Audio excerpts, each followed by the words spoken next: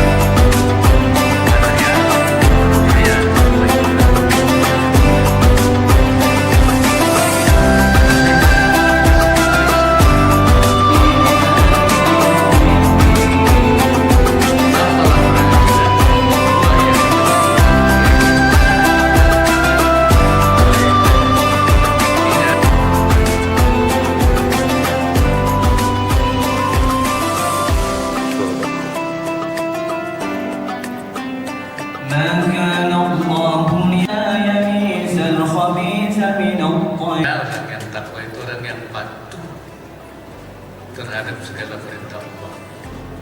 Karena memang orang yang beriman itu orang yang seperti dikatakan Allah dalam Al-Quran, innama kana qaulal mu'minina idza du'u ila Allahi liyahkuma bainahum ay yaqulu sami'na wa ata'na.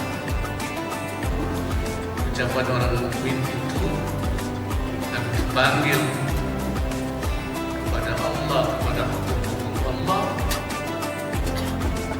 jawabnya hanya satu, sami'na wa ata'na. Kami dengar, kami taat, kami bantu. Bukan kami dengar tapi wa'asayna, tapi tidak dikerjakan.